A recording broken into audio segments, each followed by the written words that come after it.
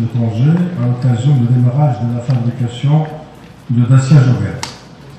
C'est toujours un moment fort pour le groupe au Maroc d'avoir le privilège d'accueillir de nouveaux projets industriels et de voir tout l'engagement des équipes de l'usine menée par Miguel Oliver, des directions techniques et ingénierie, des achats, de la qualité et de tous les autres métiers impliqués pour passer avec succès tous les jalons du mode projet à ce qu'on appelle la V-série, quand nos véhicules sont prêts à être livrés à nos clients partout dans nos pays d'export, mais bien sûr aussi au Maroc.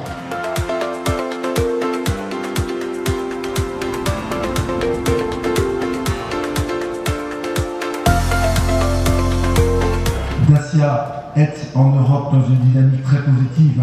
Pour ceux qui connaissent mal le marché européen, sachez que entre l'augmentation des matières premières que vous avez vu, l'augmentation des prix de l'énergie que vous connaissez, l'augmentation des prix des voitures due à l'augmentation des réglementations, puisqu'on rentre dans de nouvelles réglementations tant en dépollution qu'en sécurité, fait que le prix des voitures en Europe ne cesse d'augmenter.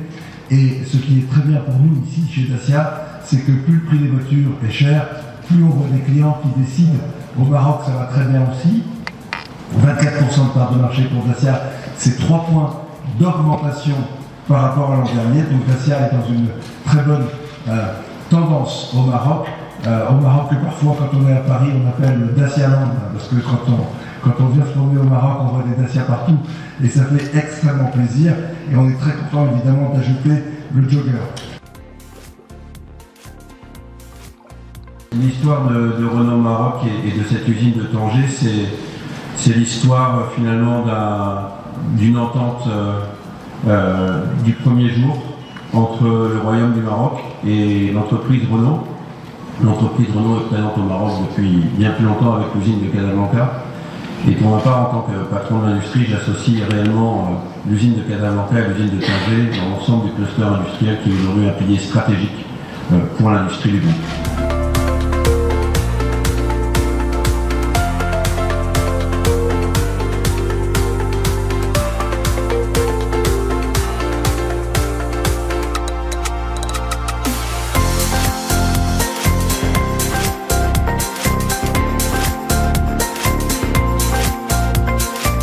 Bien sûr, qui dit groupe Renault au Maroc, dit aussi l'ensemble des collaborateurs et l'ensemble des compétences desquelles nous sommes très très fiers.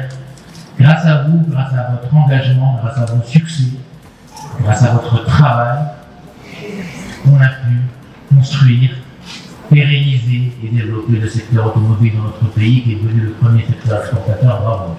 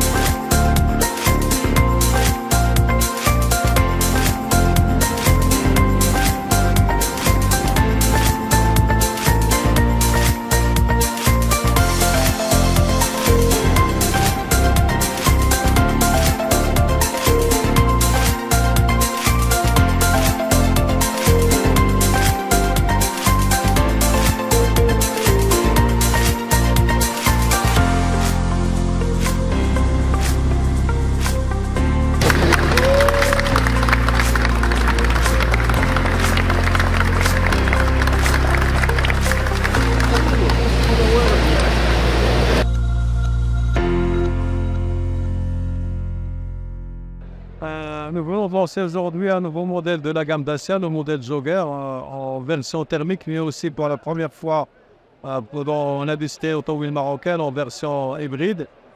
Cette nouvelle industrialisation permet de renforcer davantage notre outil industriel, de l'améliorer, de renforcer sa compétitivité.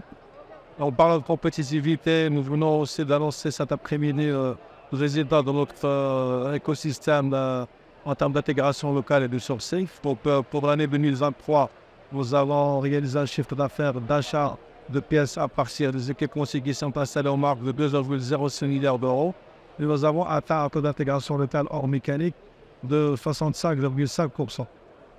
Donc ces résultats montrent l'importance et le poids du groupe Renault dans le dispositif industriel au Maroc. Ils sont fiers de jouer aussi le rôle de la filière d'industrie automobile. À chef aussi, c'est que on représente à nous seuls à peu près 30% de chiffre d'affaires d'export de la filière équipementier et constructeur assembly. Et le Renault au Maroc, les deux usines Casa et Tanger représentent 17% des ventes du groupe au niveau mondial. 17% de ce que vend le groupe international, c'est fabriqué au niveau de l'usine de Tanger et l'usine de Casablanca. Et le Made in Morocco, il rayonne à peu près dans 70 pays.